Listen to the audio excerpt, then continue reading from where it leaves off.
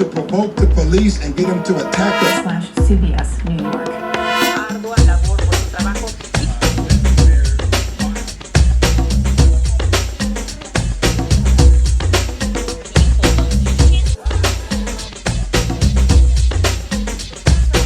Unfortunately, when we look at the newsrooms across America, they look very little like America.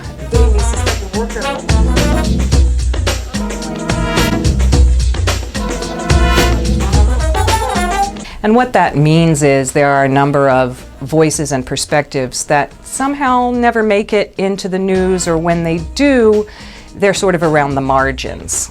I think we have a wider gap in terms of coverage than ever before.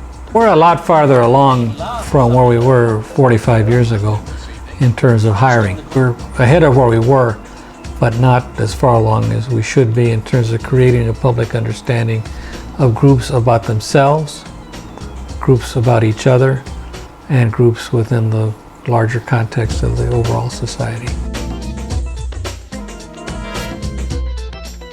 If you're a journalist and you want to talk about race in America, oftentimes you have to wait until there's a boiling point and there's a riot, and then the conversation happens.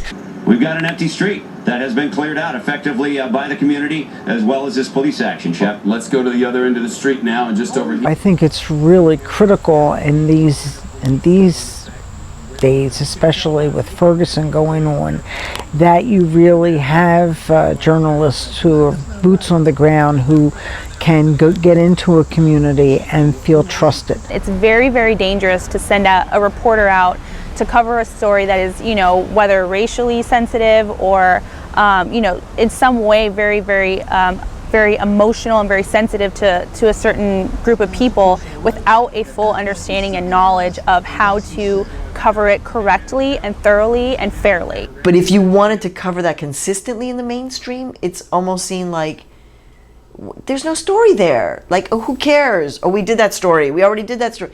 And it's like, no, actually, we need to continue to do that story. I just am fascinated by the world. I'm interested in the world around me, and I want to go out and learn about it and discover it and see it and touch it for myself.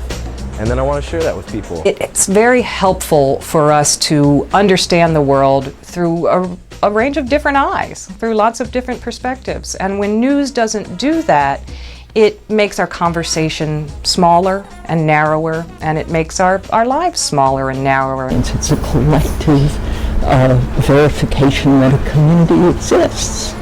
And that need is tremendous, both just for individual orientation on that alone and for collective empowerment. Unfortunately, when you say diversity, it has kind of a passive tone to it, and I think of it as almost seen as a sprinkle, a thing that you can add to your journalism. You do good journalism, and then if there's any time left over, you can add some diversity to it. When I sit down, and I do this with organizations across the country, and I've been doing it now for 25 years, you sit with organizations and you say, what do you mean when you say diversity? Now, I have had 5 bosses in 4.5 years at NPR. This is just for us in Kellogg, right? I've had 5 bosses in 4.5 years at NPR. I have had 5 definitions of diversity. The best investment any foundation can make is an investment in people. If you can invest in people in this area and build their capacity, their ability to use the media, their ability to tell stories, then they will find and they will make opportunities for themselves.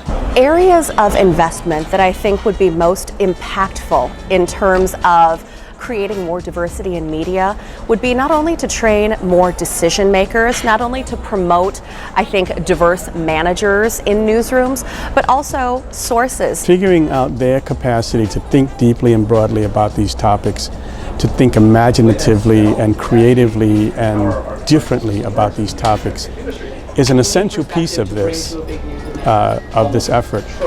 I don't know that in our funding efforts we've climbed down deeply enough into that thinking before we gave the money in the first place.